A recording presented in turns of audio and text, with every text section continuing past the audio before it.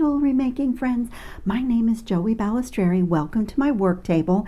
Today I am back with a really fun, easy but kind of interesting and shifting bracelet design with the August 2024 Magical Mystery Bead Box. It was called Stay Golden, and it had this really lovely 70s vibe and quite a lot in it to choose from, and really cute names, you know, the Crazy Daisy bead mix and the Avocado Shag mini bead mix and the Do the Hustle clasp set and on like that. Really clever, really whimsical, and I have had so much fun with it. So if you didn't see my unboxing and my projects in that unboxing video, I can put a link below, but I did the most amazing earrings. I just couldn't help. There were so many choices in this box, so many textures, shapes.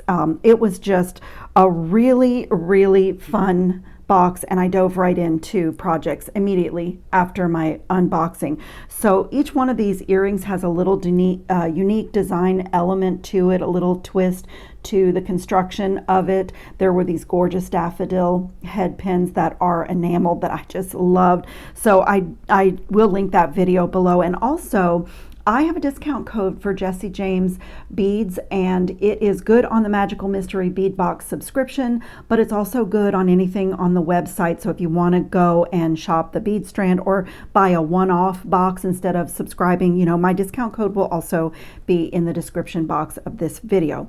So for this bracelet design, I'm going to make it adjustable. So the clasp will be able to be clasped down at a few different size points. I'm going to be using for my stringing material this Soft Flex beading wire. It's the medium 49 strand. It is my favorite, and I'm going to be using the red jasper color. It's kind of an orangey red, and it just goes so well with the colors in this bead. These beautiful crystal gemstone beads. I'm going to put 3 of those in my design. This mossy, like, I don't know what this gemstone is. I think it's just maybe a moss agate. I'm not really sure, but I love that neutral color. And then I just took a scrap of wire to play with the focal bead on my design. I'm going to be using this beautiful acrylic full bloom rose, and the whole bracelet is going to alternate copper and gold, the beautiful warm metals, which work so beautifully with the colors in this box. And I'm just going to do an eclectic stack for my focal. And then, you guys, the head pins in this box, there was a set, and also these beautiful pressed glass little flower beads.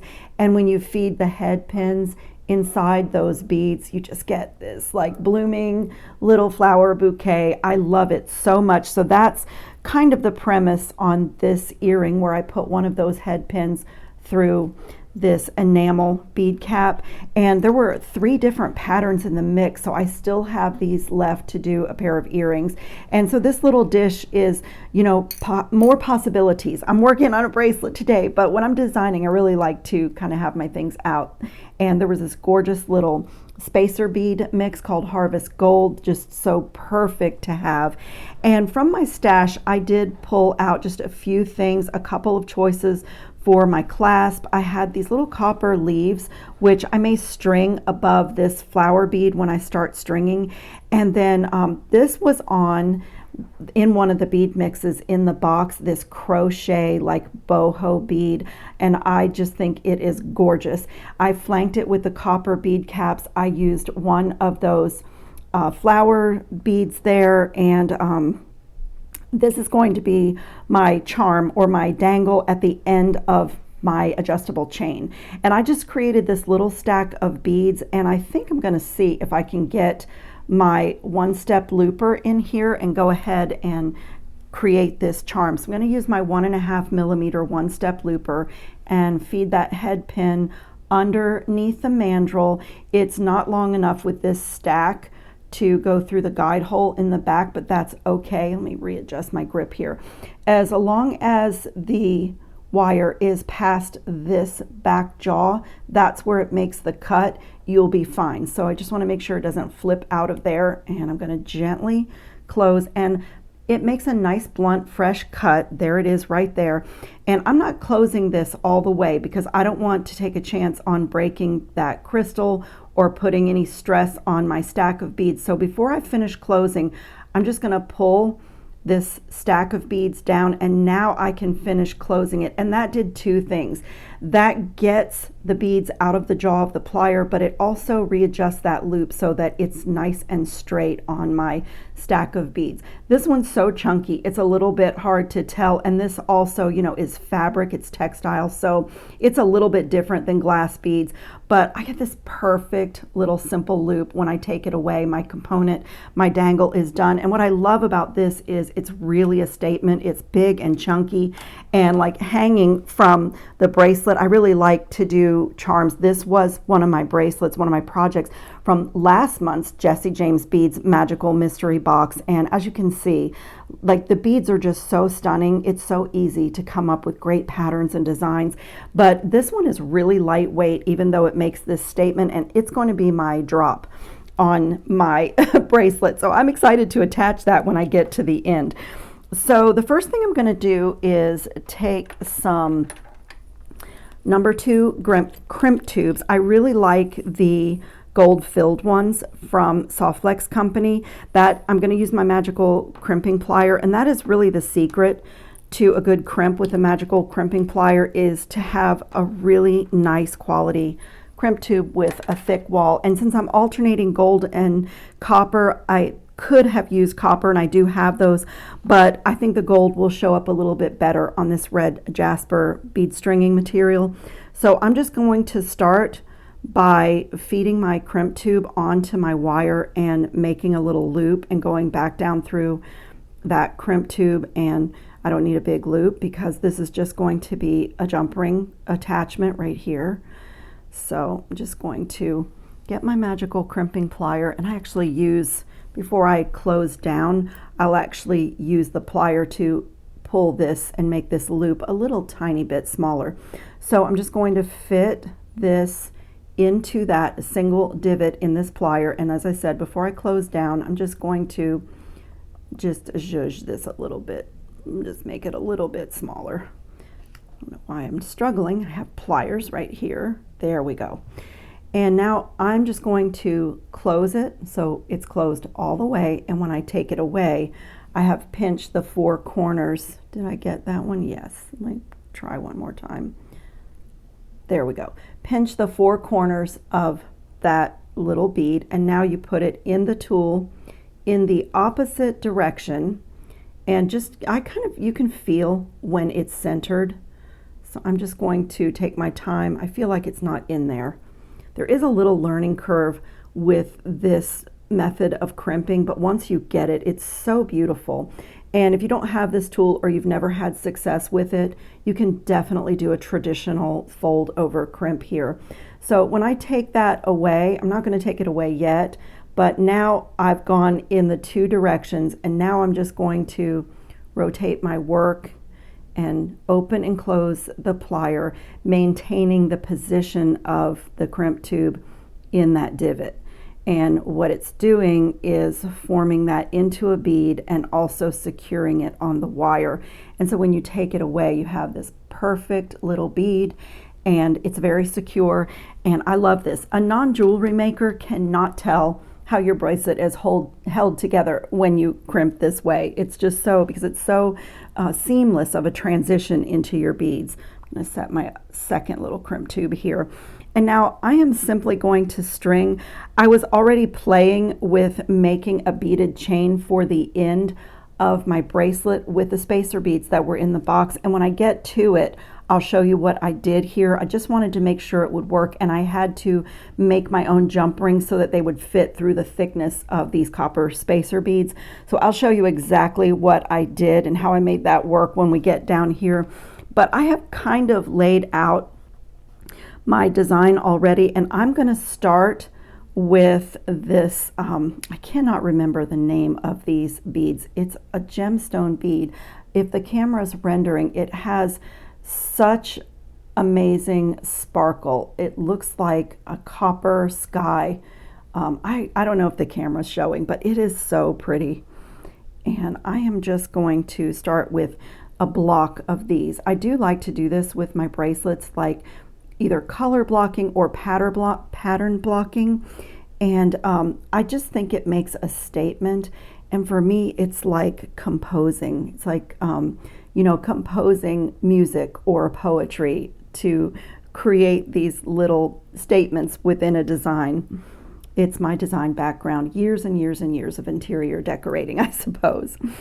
So I did kind of lay this out, and I was aiming for about 6 inches here. And so I'm just going to get these on here.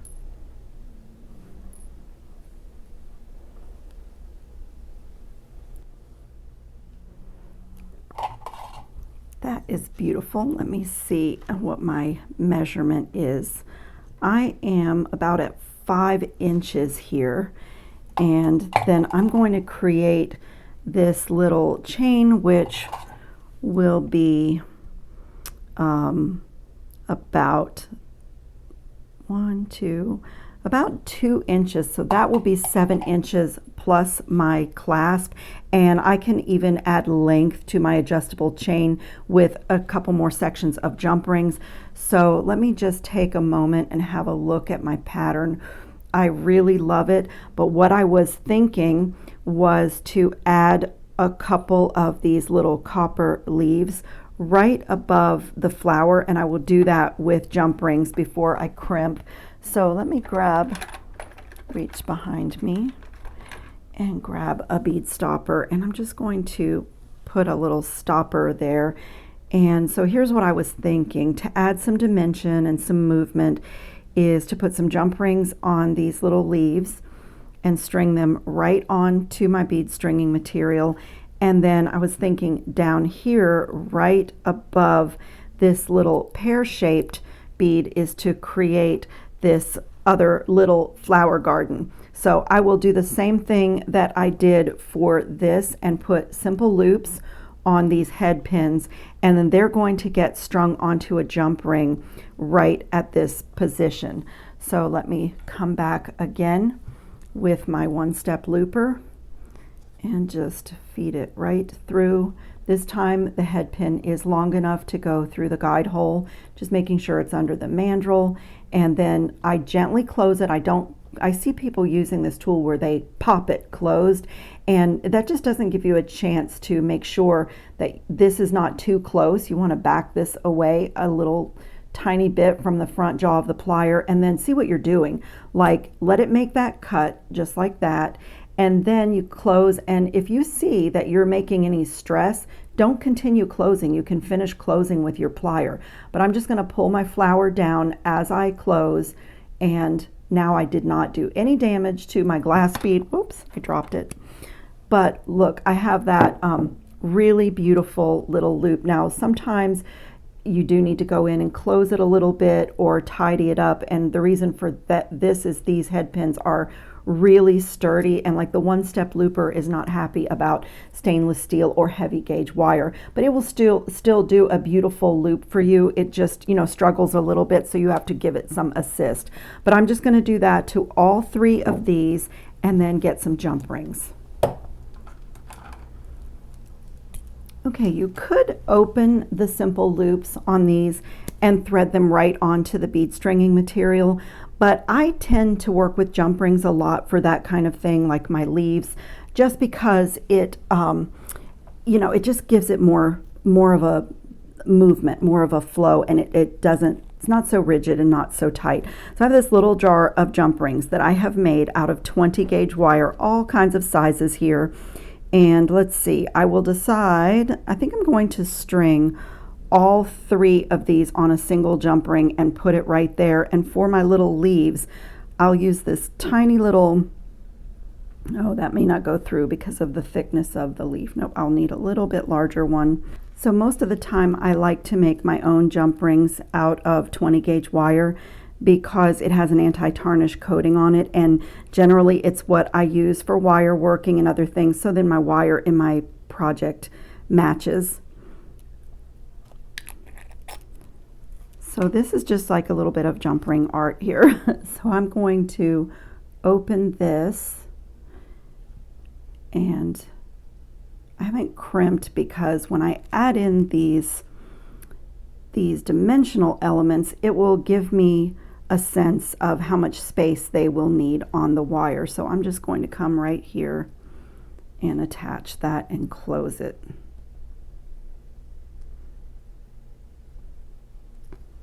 And same thing on this one.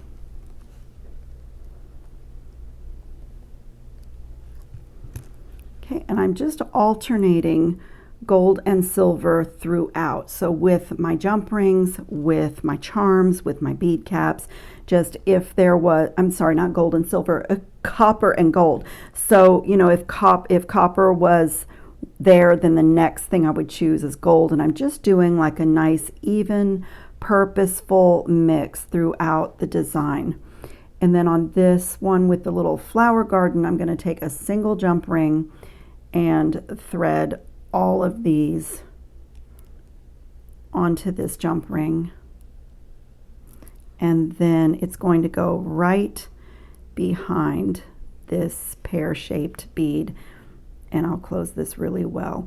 Now this, I always say this always looks like it will not work. It looks like a mess when you do a cluster like this on a bracelet in the middle, but when this is on the body, your arm holds this little dimensional section up so that you can see it. So like this is a small example.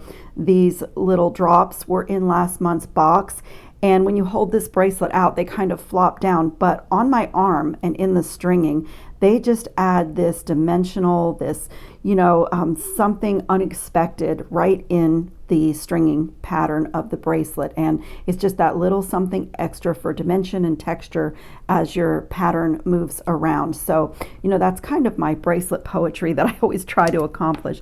So I am pretty happy with that. I'm holding it up to the camera, and as I said, you know, it doesn't look like much yet, but when it's crimped, it will. So here I'm going to do the same thing on this end. You remove my little bead stopper, and I'm going to put the crimp tube on and do a loop. And whenever it's possible, I always feed my end of my wire down through a few beads. It just looks nice not to have your cut wire right here where your clasp is going to finish. And it's not always possible, but in this case, I know it will be. And it just looks really nice. And like I said, non-jewelry makers have no way to see how this bracelet art is held together. They can't figure it out, because this, you know, look how tiny that little bead is. And it looks like a bead. It doesn't look like it's even doing a function, but it is. So let me just see where my wire is peeking out. It's nice. There it is. It's nice that it goes through quite a few. It will hide nicely down here. Let me just give this a pull. Okay, on the first side of your bracelet, you know, you just do the crimp and you don't have to worry about tension or anything. But on this end, I want to make sure that this is not rigid. I want to make sure that it's malleable and flowing. And, you know, I want to make sure that it's going to like wrap nicely around my wrist. And it looks like it does. I also want to check and make sure I don't have unwanted space or gaps in between. And I feel like this could be secured just a little bit more. So I'm going to get a hold of it. It's a little bit easier to go ahead and string your clasp or something on this end so that you have a little leverage. So I'm struggling a little bit because I am making a chain for this other end, but I can get it. I just go slowly and work it out. I'm just kind of zhuzhing everything down. So that really helped. So it's still fluid and moving, but I don't have that space in there. So just want to like check everything, and I can see that my bead stringing wire peeked out of these beads. It's supposed to hide inside that one. There it goes. Okay, and once I'm happy with my spacing, I am going to, let me just do a bit more.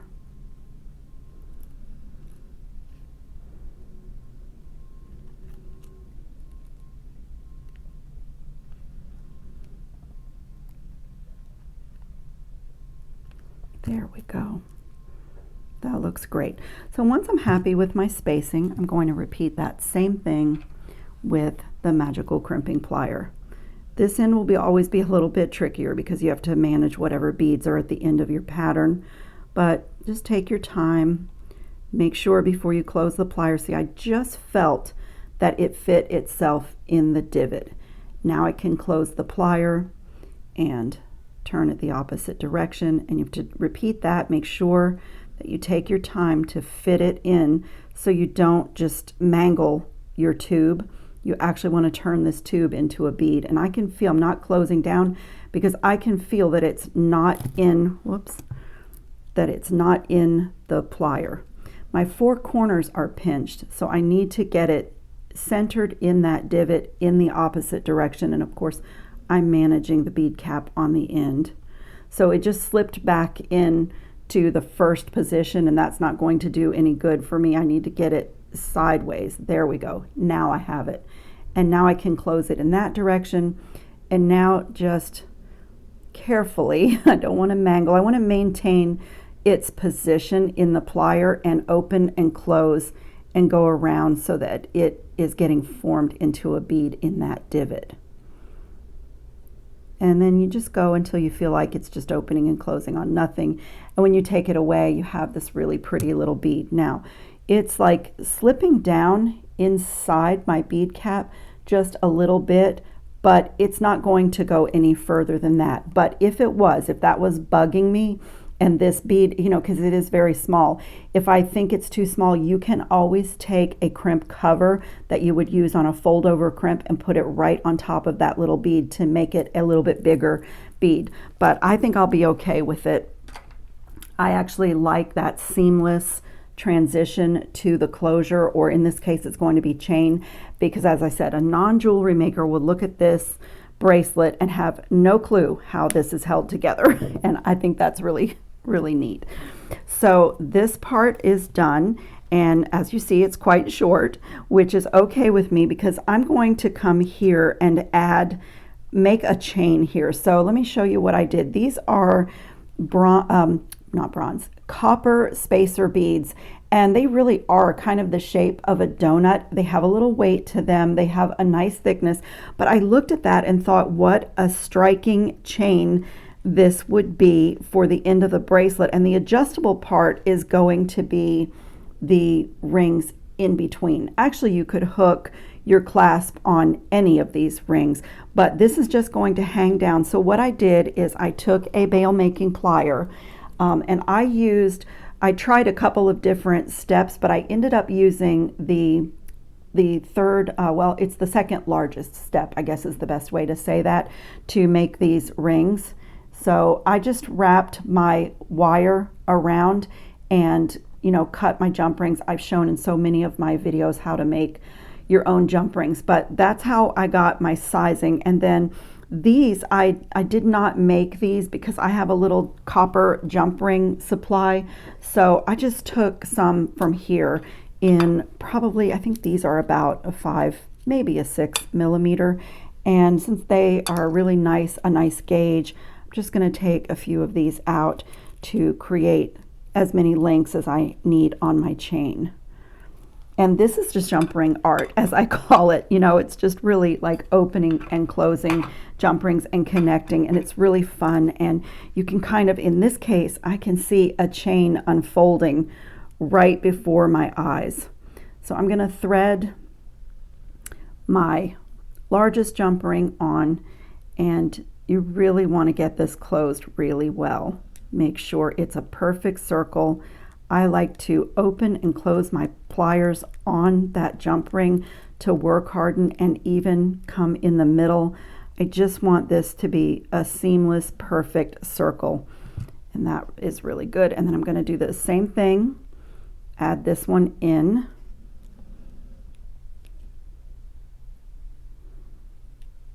Doesn't really matter where. You do have to open these kind of wide when you have this kind of a thickness. But I'm just going to work harden and just make sure that that is a perfect circle. And I did try to do a double method, like 2 on this side and 2 on this side, but the hole in this particular spacer bead would not accommodate 4 wires in the middle. So that's just part of the, you know, making your own chain. These are a little bit tougher. So I'm switching to copper again because, you know, that's the alternation of the 2 metals. And I'm going to connect my pieces here and then do another one, a double. And honestly, I might even go back and do a triple here, just because I really want it to look like a cool, dimensional, unusual chain. So I'm just going to, where is it? Right here. I'm just going to grab the gold ring on either side, and that was the lid to my jump ring box. This is one of the reasons I like to make my own jump rings, is the commercially made ones oftentimes are not really round, or they overlap in a funky way like that. So most of the time I make my own, but I do have a stash of commercial ones as well. That is so cool. Look at that, you guys. So I just like created a little chain with spacer beads. And like I said, I could even go back. Let me do the double and see how it looks. But that large jump ring would even accommodate a triple if you know, if you wanted to do it. So here, this is going to get attached to my bracelet, to my loop right there. And I will still do the same thing, is double that.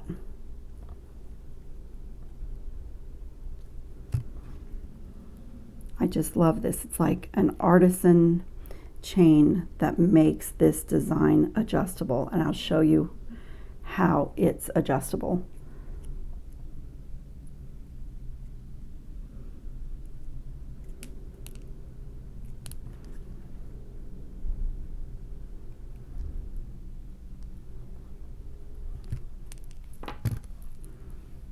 Look at that. Isn't that gorgeous? Okay, I'm going to need, whoops, 2 more for the end, and then I may continue with a little section of the copper jump rings. I may do 1 or 2 more. Let me see how it looks. Get a gold jump ring. I want a small one, a really small one. And that's what I'm going to attach my little crocheted charm to the end. Too tangled up here. So, and the reason I'm alternating back to gold, but also I want to gather up these 2 jump rings here on the end, you know, and hold them together. Make sure this loop is closed really well. Okay, and just add that on.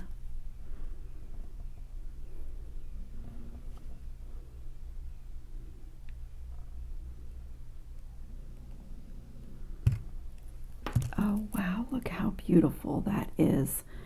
I just love it. It's so cool. Adding a little artisan chain, a little jump ring art to the end of a bracelet. And now I just need to decide which closure. I put a few out here. I wish I had a little bit larger copper lobster claw, but that was the largest one that I had. And so I just have to decide what I'm going to attach to this end. I have a gold hook here, which could go, and then what makes this adjustable is that once this is attached, I can hook it onto any spot on my little artisan chain. I originally intended to do a lobster claw. Well, the nice thing about doing it with jump rings is that I can change my mind if I want to. Let's see if I would want, oh wow, it's so pretty. I love this. I love this bauble on the end. So I don't know. What a difficult decision, honestly. And I didn't even have a large gold lobster claw, which I could have done, but I'm leaning towards the lobster claw just for security. So I am going to, let's see if that size. I'll do this size, a nice medium size jump ring. And the nice thing about doing this with a jump ring, and I am notorious for changing my mind about my clasps on a bracelet. So with the jump ring, you don't have to restring. If you do change your mind, or if you finish a piece and wear it and think, oh, it's not sitting properly, I need a different clasp, it's just an easy change. But look at this, you guys. So as everybody knows, you cannot clasp a bracelet when the camera is rolling. And I may order some larger lobster claw clasps just for looks. And I know this one isn't. Let me take this one off so I can show you. This last month's box had these gorgeous magnetic clasps in them. So as I said, I can link this video if you didn't see this beautiful bracelet art, and I'll also link my earrings. But this is such a gorgeous bracelet. It has this little charm like flower garden section on it where I can really enjoy the beauty and intricacy of those head pins. And then there's some little copper leaves floating around the top of the blooming rose, and it goes into this little artisan chain. And then I have this gorgeous bauble, and I can enjoy the artistry of that flower head pin. Look at this beautiful bracelet, you guys. I am so in love with it. And for me, for late summer or going into fall, I just love this. And with a nice soft crochet dangle like this, it's not heavy, but it is bold. But when we go into like wearing jackets and long sleeve shirts, this can peek out from underneath your shirt. It's just so lovely. I am thrilled with the way this turned out. So I'm going to clean up my mat and put some pictures up so you can have a better look. And as you can see, I still have so much left from this month's box. I was playing with some earring designs here on the bead strand. One of the bead strands, there were these gorgeous faceted swirl like orange and green beads, and they have really nice large holes. I loved these little suede tassels. They're tiny, but they're chunky. They have like these little fat tops. And there were these patinaed owls, which are to me just perfect. They just scream fall.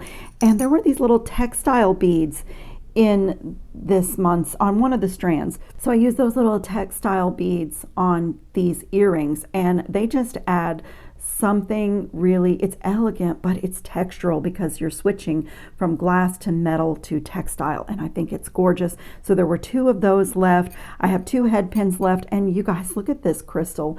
This looks like the bottom of a perfume bottle or something. It's not bicone. It's like half bicone, and its little bottom is kind of fat, and then it goes to a more narrow tip, and it is faceted all the way around absolutely perfectly. And it's in this gorgeous like champagne color, really neutral. So there were 2 of those on a strand. So I have those here, and I am going to continue to design with this box. Let me put my jump rings away.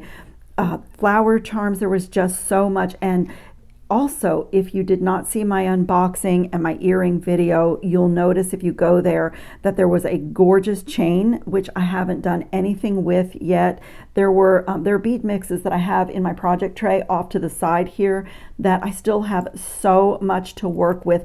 And in the earring video, I did another project. I did 4 projects after my unboxing, because Jessie James beads, they always do a good job, but they have so many unique and very inspiring beads. It literally ignites your creativity. If you feel stuck, peruse the Jessie James bead website or sign up for the Magical Mystery Bead Box, because guaranteed it will unstick your creativity if you feel like you just are not thinking of really cool things. But anyway, I thank you so much for watching. Please check the description box for all of those links. I work really hard on them for your convenience.